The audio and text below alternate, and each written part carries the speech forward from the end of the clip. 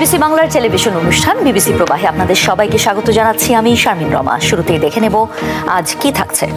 গাজায় যুদ্ধ বন্ধে যুক্তরাষ্ট্রের প্রেসিডেন্ট ডোনাল্ড ট্রাম্পের শান্তি প্রস্তাবে শর্ত সাপেক্ষে আলোচনায় রাজি হয়েছে হামাস। এরপর থেকে যুদ্ধ বন্ধ হবে এমন আশায় বাস্তুচ্যুত ফিলিস্তিনিরা নিজেদের এলাকায় ফিরতে চেষ্টা করছেন, যদিও তাদের ঘরবাড়ি আদৌ অক্ষত আছে কিনা তা নিয়ে সন্দিহান অনেকে। কারণ গাজার 2/3 স্থাপনা ধ্বংস করে ফেলেছে ইসরায়েলি বাহিনী। তবু বাড়ি ফিরতে চান তারা। খান ইউনুসে আমি আমার ছেলের টুকরো টুকরো লাশ সংগ্রহ করেছি। এরপরেও আমি আনন্দে কাঁদছি, কারণ আমি ফিরতে পারছি। দরকার হলে মাসে একবার খেয়ে থাকবো, তবুও আমার বাড়িতে যেতে চাই। যুদ্ধ বন্ধে হামাসের সাথে সমঝোতায় আসতে চাপ বাড়ছে নেতানিয়াহুর উপর। ইসরায়েলিরাই যুদ্ধবন্ধের দাবিতে বিক্ষোভ শুরু করেছে। হামাসের হাতে জিম্মি ইসরায়েলিদের মুক্তির দাবিও জানিয়েছেন তারা। আমরা ট্রাম্পের এই উদ্যোগকে স্বাগত জানাই এবং আরব রাষ্ট্রগুলোও এতে এগিয়ে এসেছে। আশা করছি দ্রুত এই যুদ্ধ শেষ হবে।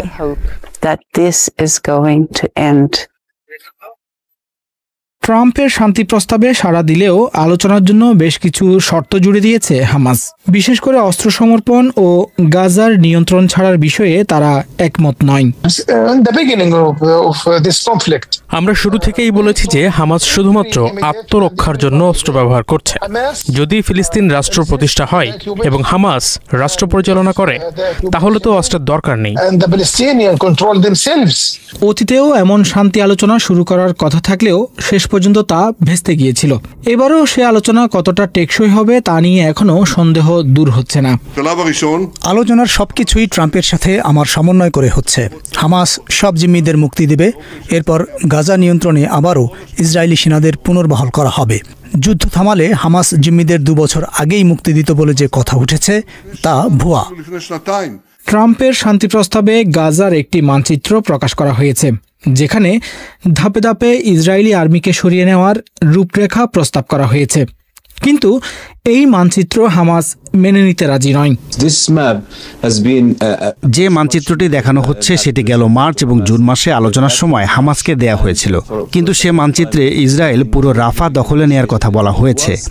এছাড়া গাজা সিটির 25%, গাজার সবচেয়ে বড় শহর খান ইউনিসের অর্ধেক এবং আরও কয়েকটি শহর দখলের কথা বলেছিল।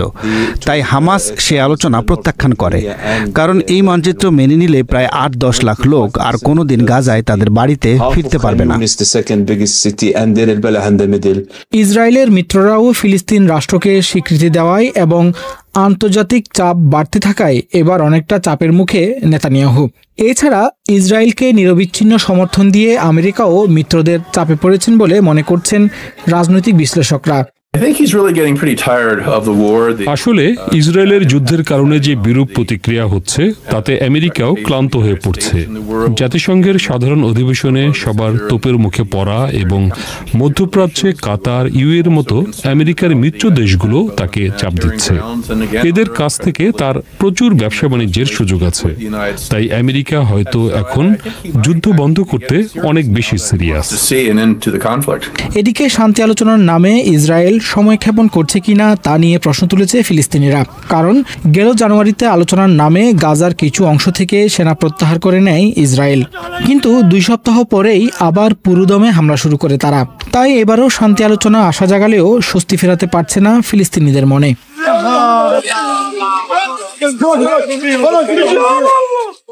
বিবিসি বাংলার সাক্ষাৎকারে আপনাদের স্বাগতম। আজ আমাদের সাথে যিনি রয়েছেন তিনি বাংলাদেশের রাজনীতির সবচেয়ে আলোচিত ব্যক্তিত্ব। দীর্ঘ 17 বছর নির্বাচনে থেকেও তিনি বাংলাদেশের প্রধান একটি রাজনৈতিক দলকে নেতৃত্ব দিয়ে গেছেন এবং বাংলাদেশের রাজনীতিতে সবসময় একজন গুরুত্বপূর্ণ চরিত্র হিসেবে থেকেছেন। 2008 সালে নির্বাচনে যাবার পর এই প্রথম তিনি গণমাধ্যমের মুখোমুখি হয়েছেন। আমাদের সাথে রয়েছেন বিএনপির ভারপ্রাপ্ত চেয়ারম্যান তারেক রহমান। বিবিসি বাংলার সাক্ষাৎকারে আপনাদের সাথে রয়েছি আমি মীর সাব্বির, আমার সাথে রয়েছেন সহকর্মী কাদির কল্লোল। তারেক রহমান, আপনাকে অনেক ধন্যবাদ বিবিসি বাংলার সাথে যোগ দেওয়ার জন্য। আপনাদেরকে অনেক ধন্যবাদ আমাকে কথা বলার সুযোগ করে দেওয়ার জন্য। প্রথমে জানতে চাই আপনি কেমন আছেন, আপনার সময় কেমন যাচ্ছে? আলহামদুলিল্লাহ, আমি শারীরিকভাবে ভালো আছি। সময় তো স্বাভাবিকভাবে ব্যস্তই যাচ্ছে সময়। ফিজিক্যালি হয়তো আমি এই দেশে আছি, বাট মন মানসিকতা সবকিছু মিলিয়ে তো আমি গত 17 বছর ধরে বাংলাদেশেই রয়ে গিয়েছি। আমরা এমন একটা সময় আপনার সাথে কথা বলছি যখন বাংলাদেশ ইতিহাসে একটা গুরুত্বপূর্ণ সন্ধিক্ষণে দাঁড়িয়ে আছে বললে ভুল বলা হবে না। 2024 সালে একটা ঐতিহাসিক গণ অভ্যুত্থানের মধ্য দিয়ে আওয়ামী লীগ সরকারের 1.5 দশকের শাসনের অবসান হয়েছে। আর কয়েক মাসের মধ্যেই বাংলাদেশ একটি নির্বাচনের দিকে এগিয়ে যাচ্ছে।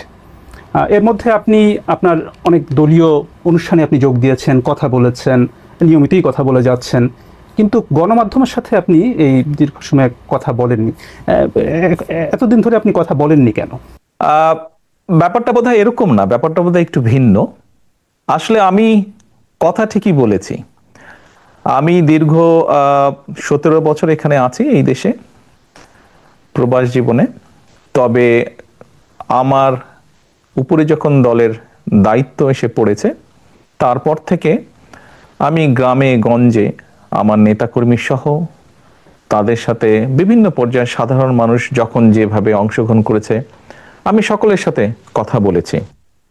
আপনারা নিশ্চয়ই জানেন, বিগত স্বৈরাচার সরকারের সময় কোর্ট থেকে রীতিমতন একটা আদেশ দিয়ে আমার কথা বলার অধিকারকে বন্ধ করে দেওয়া হয়েছিল।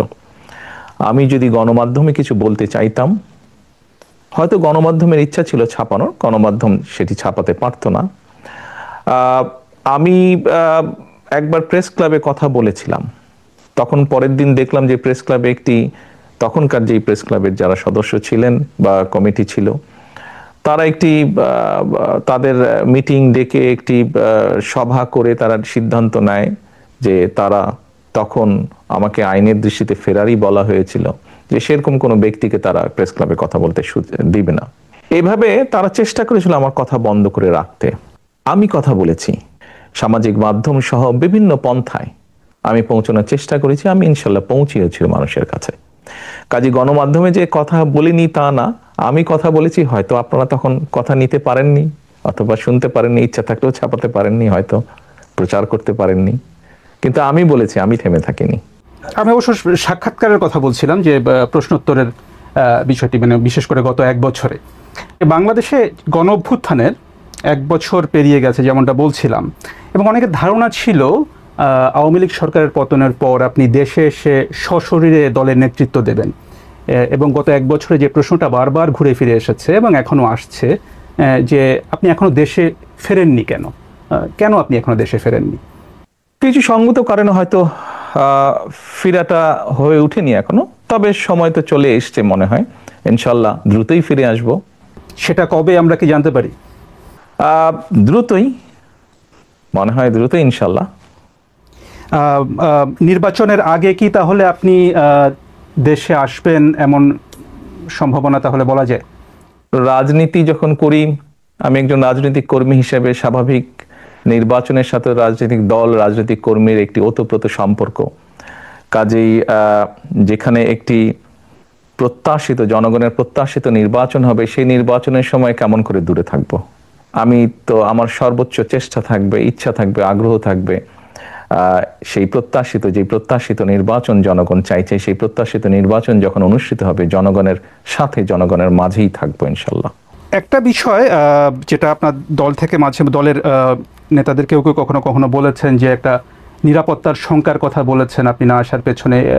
আপনি কি কোনো ধরনের শঙ্কা বোধ করেছেন এর মধ্যে? বিভিন্ন রকম শঙ্কার কথা তো আমরা অনেক সময় বিভিন্ন ব্যক্তির কাছে তো শুনেছি, সরকারেরও বিভিন্ন ব্যক্তির কাছ থেকেও তো অনেক সময় অনেক শঙ্কার কথা বিভিন্ন মাধ্যমে, বিভিন্ন মিডিয়াতে প্রকাশিত হয়েছে। জুলাই গণ অভ্যুত্থানের প্রসঙ্গে একটু আসি। জুলাই গণ অভ্যুত্থানে আপনার ভূমিকা নিয়ে অনেক আলোচনা আছে। এটি মোটামুটি সব পক্ষই স্বীকার করে যে সেই সময়ে আপনার একটা সক্রিয় ভূমিকা ছিল। আবার আপনার দলের কোনো নেতা বা সমর্থক তারা এই অভ্যুত্থানের আপনাকে একমাত্র মাস্টারমাইন্ড হিসেবে আখ্যা দিয়েছেন। আপনি কি নিজেকে এই আন্দোলনের মাস্টারমাইন্ড হিসেবে দেখেন? না, আমি অবশ্যই এই জুলাই আন্দোলনে আমি কখনোই মাস্টারমাইন্ড হিসেবে দেখি না। এই যে 5ই আগস্ট যেই আন্দোলন, জুলাই আন্দোলন বলে যেটি বিখ্যাত বা যেটি সকলের কাছে গৃহীত, এই আন্দোলনটি সফল হয়েছে জুলাই মাসে, কিন্তু এই আন্দোলনটি প্রেক্ষাপট শুরু হয়েছে কিন্তু বহু বছর আগে থেকে। এই আন্দোলনে বাংলাদেশের গণতান্ত্রিক রাজনৈতিক দলগুলোর নেতাকর্মীরা, সেটি বিএনপি হোক বা অন্য রাজনৈতিক দলগুলি হোক, যারা গণতান্ত্রিক রাজনৈতিক দল, প্রত্যেকটি রাজনৈতিক দল বিভিন্নভাবে অবদান রেখেছে, বিভিন্নভাবে তাদের নেতাকর্মীরা নির্যাতিত হয়েছে।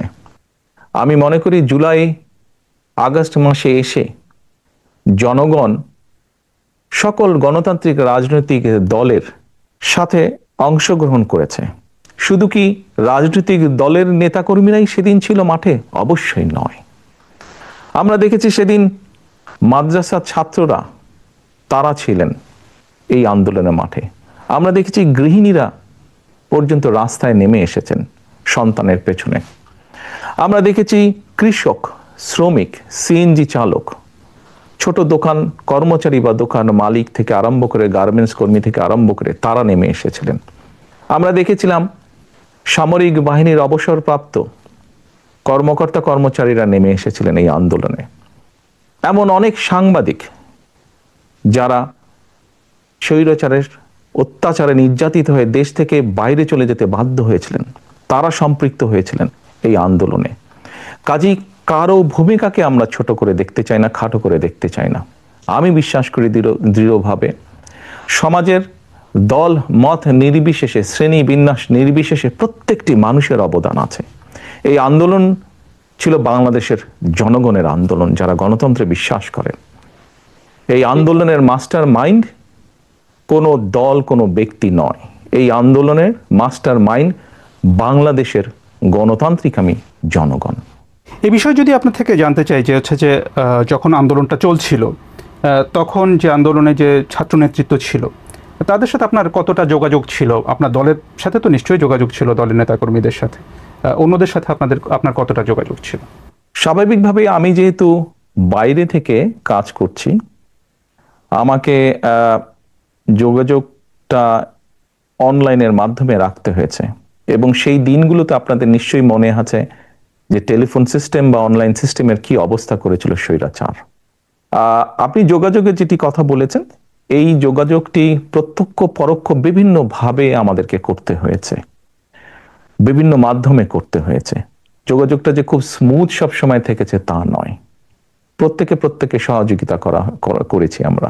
এই যে ছাত্র জনতার যে অভ্যুত্থান, সেটির পরে এটার কৃতিত্ব কার, সেটা নিয়ে বিভিন্ন পক্ষ দাবি করেছে। তাতে কি আপনার মনে হয় যে এর ফলে বিভিন্ন পক্ষের যে সংকীর্ণ স্বার্থ পূরণের চেষ্টা, সেটাই একটু বেশি প্রকট হয়েছে, এবং এখানে বিএনপির আসলে কোনো দায় আছে কিনা? দেখুন, ব্যাপারটা আমরা যদি একটু অন্যভাবে দেখি, বাংলাদেশের ইতিহাসে এখন পর্যন্ত এটি একটি অবিস্মরণীয় ঘটনা। এই আন্দোলন, মানুষের এই আত্মত্যাগ।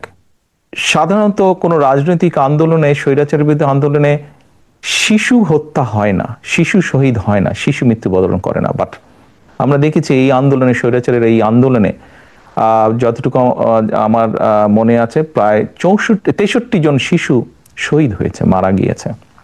আমি আগেই বলেছি, আপনার আগের প্রশ্নের উত্তরে বলেছি যে এই আন্দোলনের ক্রেডিট দল মত নির্বিশেষে বাংলাদেশের জনগণের, কোনো একটি রাজনৈতিক দলের নয়। অনেকে হয়তো অনেক কিছু বলে থাকতে পারেন, ডিমান্ড করতে পারেন, সেটি তাদের অবস্থান। আমি বা আমার দলের অবস্থান হচ্ছে, আন্দোলন হয়ে গিয়েছে, আন্দোলনের জনগণ সফলতা লাভ করেছেন। আন্দোলনে স্বাভাবিকভাবেই দুটো পক্ষ আছে। একটি পক্ষ হচ্ছে মানুষ শহীদ হয়েছে, 2000-এর মতন মানুষকে হত্যা করা হয়েছে আন্দোলনে। আবার আরেকটি পক্ষ হচ্ছে প্রায় 30,000-এর মতন মানুষ বিভিন্নভাবে ক্ষতিগ্রস্ত হয়েছেন, পঙ্গুত্ব বরণ করেছেন, অন্ধ হয়ে গিয়েছেন। আমার মনে হয় আমাদের উচিত হবে, এখন আমাদের সকলের উচিত হবে, রাষ্ট্র সহ, সরকার সহ, রাজনৈতিক দলগুলোর যার যতটুকু সম্ভব সেই পরিবারগুলোর পাশে গিয়ে দাঁড়ানো, যতটুকু সহযোগিতা তাদেরকে করা যায়, যতটুকু সম্ভব তাদের পাশে দাঁড়ানো, তাদের এই আত্মত্যাগের প্রতি সম্মান জানানো। আগামী কয়েক মাস পরে নির্বাচনের কথা রয়েছে, নির্বাচনে বিএনপির প্রস্তুতি এবং কৌশল নিয়ে আমরা কথা বলবো। তো এই বিষয়ে আপনাকে প্রথম প্রশ্নটি করছেন আমার সহকর্মী কাদির কল্লোল। নির্বাচন প্রসঙ্গে যদি আসি, অন্তর্বর্তী সরকারের শুরু থেকেই দেখা গেছে যে বিএনপির পক্ষ থেকে দ্রুত নির্বাচন দাবি করা হয়েছে। সরকার গড়িমসি করছে, এ ধরনের অভিযোগও বিএনপির নেতারা করে আসছেন। তো এখন দেখা যাচ্ছে যে অন্তর্বর্তী সরকারের প্রধান উপদেষ্টা অধ্যাপক মোহাম্মদ ইউনূস এবং নির্বাচন কমিশন তারা ফেব্রুয়ারিতে একটা নির্বাচনের সময় দিয়েছেন। তো ফেব্রুয়ারিতেই নির্বাচন হবে, আপনাদের আস্থা কতটা আসলে তাতে? বিএনপি প্রথম থেকেই বলে আসছিল যে যত দ্রুত নির্বাচনটি হবে তত দ্রুত দেশের মধ্যে একটি স্থিতিশীলতা আসবে।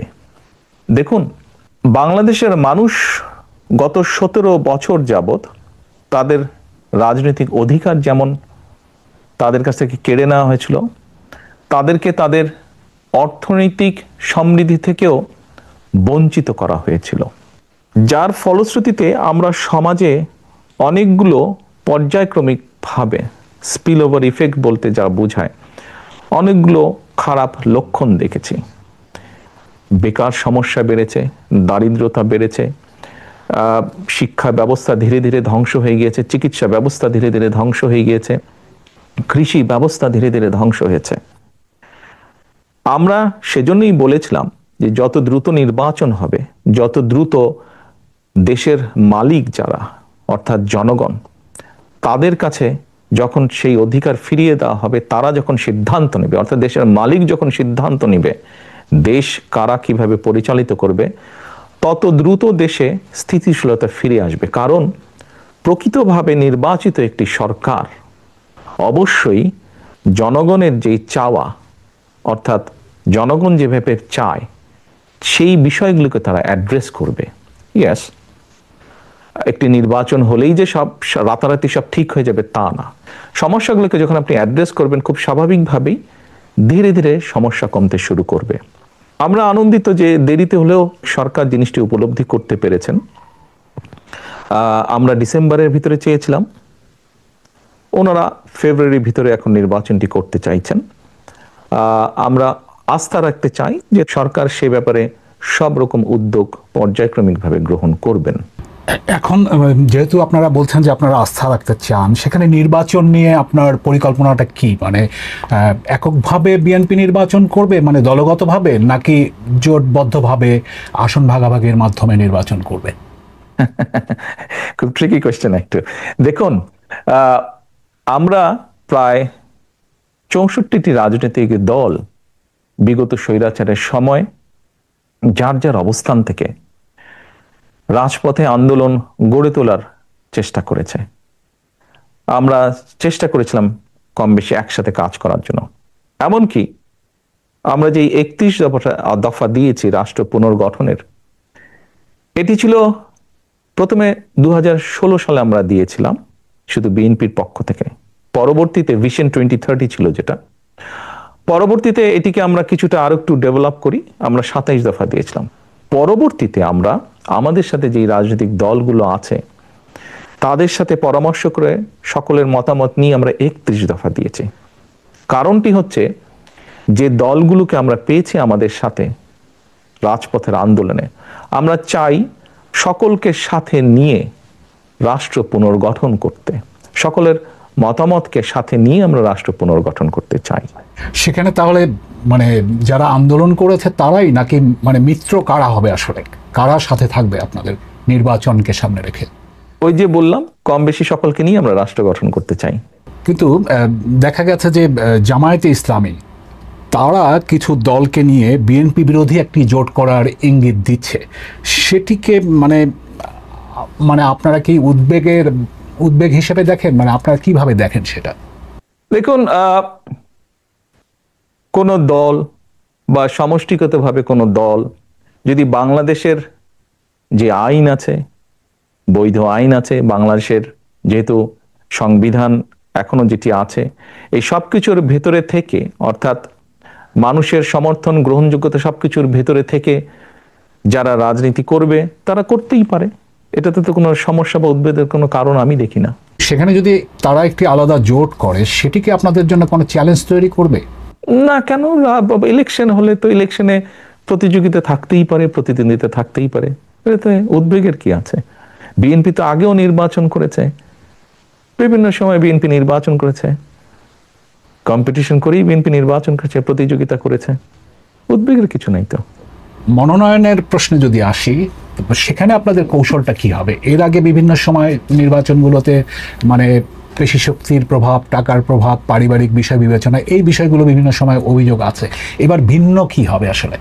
আমরা কখনোই, আপনি যে বিষয়গুলো বললেন, আমরা কখনোই এইসব বিবেচনায় নিয়ে কখনোই আমার দল নমিনেশন ব্যাপারে সিদ্ধান্ত নেয়নি। আমাদের নমিনেশনের ব্যাপারে সিদ্ধান্ত সবসময় কম বেশি যা ছিল বা ভবিষ্যতে আমরা যেটিকে মূল্যায়ন করব, সেটি হচ্ছে অবশ্যই কোন একটি পার্টিকুলার এলাকা থেকে আমরা আমাদের দলের এমন একজন ব্যক্তিকেই নমিনেশন দিতে চাইব যে ওই এলাকার সমস্যা সম্পর্কে সচেতন আছে, যার সাথে ওই এলাকার মানুষের সম্পৃক্ততা আছে, উঠা বসা আছে, যে ওই এলাকার মানুষের সমস্যার সমাধান করতে সক্ষম, যে ওই এলাকার বিভিন্ন শ্রেণীর মানুষ, তরুণ, নারী, মুরব্বী সহ ছাত্র ছাত্রী, সবার সাথে যার একটা কমিউনিকেশন আছে, এই ধরনের মানুষকেই আমরা প্রায়োরিটি দিব। খুবই স্বাভাবিক। অর্থাৎ যার প্রতি জনসমর্থন আছে, যে জনসমর্থনকে তার সাথে রাখতে পারে, জনগণের যার প্রতি সমর্থন আছে, সেরকম মানুষকে দেখেই আমরা নমিনেশন দেব। সেখানে তৃণমূলের মতামত কতটা প্রাধান্য পাবে? অভিযোগ যে তৃণমূলের মতামত প্রাধান্য কম পায়। না, ব্যাপারটা এরকম না। দেখুন, গণতন্ত্রে স্বাভাবিক যেখানেই গণতন্ত্র আছে সেখানে মতামত থাকতেই পারে, বিভিন্ন রকম মতামত, অভিযোগ। হয়তো এক জায়গায় 50 জন আছে, 50 জনের মধ্যে 30 জন একটি কথা বলছে, 15 জন একটি কথা বলছে, বাকি সংখ্যক ব্যক্তি আরেকটি কথা বলছে। তাহলে আপনি কি বলবেন যে মতামত না হচ্ছে? না, না, স্বাভাবিকভাবেই যেখানে আমরা মেজরিটির যেটা মতামত পাবো এলাকার মানুষের কম বেশি, আমরা তো আমাদের মতন করে খোঁজ করছি, সেটি তৃণমূলই হোক বা সেটি সাধারণ মানুষের হোক। এখানে একটি বিষয় উল্লেখযোগ্য, আমরা কিন্তু দলের নেতৃত্ব নির্বাচন করছি না, আমরা নির্বাচন করছি এমন একজন ব্যক্তিকে যে শুধু দলেরই সমর্থন নয়, বরং দলমত নির্বিশেষে ওই এলাকার অধিকাংশ মানুষের সমর্থন যার প্রতি আছে, আমরা এরকম একজন মানুষকে বের করে আনতে চাইছি, এরকম একজন মানুষকে আমাদের দলের মনোনয়ন দিতে চাইছি। শুধু দল দিয়ে তো নির্বাচন হবে না, নির্বাচনে তো সাধারণ মানুষের অংশগ্রহণ থাকে, বিভিন্ন মানুষের অংশগ্রহণ থাকে। কাজেই যার সমর্থন আমরা খুঁজে বের করার চেষ্টা করছি, যার প্রতি বিভিন্ন শ্রেণী পেশার মানুষের সমর্থন আছে, শুধুমাত্র দলীয় সমর্থন নয়, এরকম মানুষ। নির্বাচন প্রসঙ্গে আপনার কাছে জানতে চাই যে আগামী নির্বাচনে আপনার ভূমিকা কি হবে? আপনি কি সরাসরি নির্বাচন করছেন? আপনাকে কি আমরা প্রধানমন্ত্রী পদের প্রত্যাশী হিসেবে দেখতে পাবো নির্বাচনে? আমার মনে হয় আপনি প্রথম দিকে বোধহয় একটা প্রশ্ন করেছেন, আমি ওখানে বলেছিলাম যে স্বাভাবিক আমি একজন রাজনৈতিক দলের সদস্য, একজন রাজনৈতিক কর্মী। আমি নির্বাচনের সাথে তো রাজনৈতিক দল এবং রাজনৈতিক কর্মীর ওতপ্রোত সম্পর্ক। কাজেই নির্বাচন যেখানে একটি মানে জনগণের সম্পৃক্ত এরকম একটি নির্বাচন হবে, সেখানে তো অবশ্যই আমি নিজেকে দূরে থাকতে পারবো না, আমাকে আসতেই হবে। স্বাভাবিকভাবেই মাঠেই ইনশাল্লাহ থাকবো আমি। আপনার প্রশ্নের পরের যে অংশটি ছিল, দেখুন, আমি মনে করি এটির সিদ্ধান্ত বাংলাদেশের জনগণের, এটি তো আমার সিদ্ধান্ত না, এটি সিদ্ধান্ত নেবে বাংলাদেশের জনগণ। কিন্তু আপনি নির্বাচনে অংশ নেবেন কিনা সেই সিদ্ধান্ত তো আপনাকে নিতে হবে। না, না, সেটি তো নিব, কেন নিব না, অবশ্যই নিব। আপনি নির্বাচনে অংশ নিচ্ছেন তাহলে? জি, ইনশাল্লাহ। অর্থাৎ আপনি বিএনপি যদি ক্ষমতায় আসে বা নির্বাচনে অংশ নেয়, সেক্ষেত্রে প্রধানমন্ত্রী পদের প্রত্যাশী হিসাবে আমরা তারেক রহমানকে দেখতে পাবো, সেটা আমরা নিশ্চিতভাবে বলতে পারি। এটির সিদ্ধান্ত তো বাংলাদেশের জনগণের, বিএনপির পক্ষ থেকে। সেক্ষেত্রে তো এটি দল সিদ্ধান্ত নেবে, দল কিভাবে করবে এটি তো দলের সিদ্ধান্ত।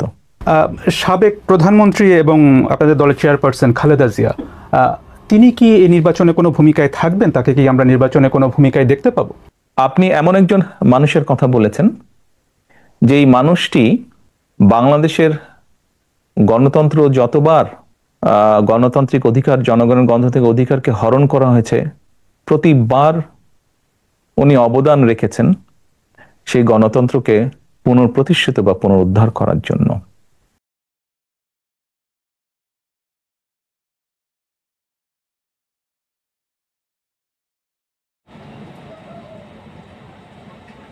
পুতিন পাকিস্তানকে যুদ্ধ বিমান ইঞ্জিন বিক্রি করলে উপকৃষ্ট হবে ভারত, কেন দাবি করল রাশিয়া? রাশিয়ার সঙ্গে ভারতের বন্ধুত্ব সম্পূর্ণ রয়েছে। আমেরিকার সঙ্গে শুল্ক যুদ্ধের অবহেলা দুই দেশে আরও ঘনিষ্ঠ হয়েছে। এই পরিস্থিতিতে যুদ্ধ বিমান ইঞ্জিন নিয়ে মস্কো ইসলামাবাদ আলোচনা নিয়ে প্রশ্ন উঠেছে।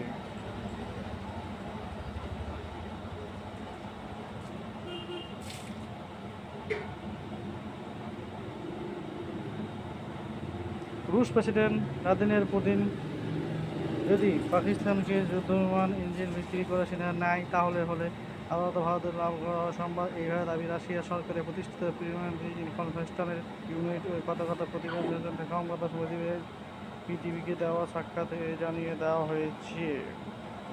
চীনের তৈরি যুদ্ধবিমান JF-17 ব্যবহার করে পাকিস্তান সেই যুদ্ধবিমান RD-93 ইঞ্জিন নির্মাণ করে রাশিয়া। পাকিস্তান বায়ুসেনা মস্কোর সঙ্গে সেই ইঞ্জিন কিনতে সমালোচনা চূড়ান্ত বলেছে। সম্ভাবনা প্রকাশিত হয়েছে খবরের দাদা আছে। রাশিয়ার সঙ্গে ভারতের সম্পর্ক রয়েছে। আমেরিকার সঙ্গে যুদ্ধ শুল্ক অবহেলা দুই দেশের আবারও ঘনিষ্ঠ হয়েছে। সেখানে পাকিস্তান কীভাবে সামরিক সহযোগিতা দিতে মস্কো রাজি হলো তা নিয়ে প্রশ্ন উঠেছে। যদিও পুতিন সরকার জানিয়েছে এখনও এই বিষয়ে চূড়ান্ত কোনো সিদ্ধান্ত হয়নি।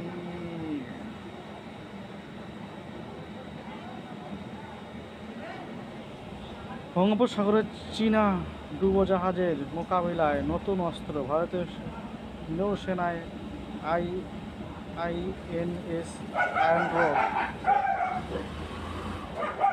2035 সালের মধ্যে ভারতের নৌসেনা হাতে যেতে পারে 20টি আরও বেশি যুদ্ধজাহাজ। সেই সামরিক ডুবোজাহাজ থাকে সে বিষয়ে সক্রিয় প্রতিরক্ষা মন্ত্রকে জানা হয়েছে।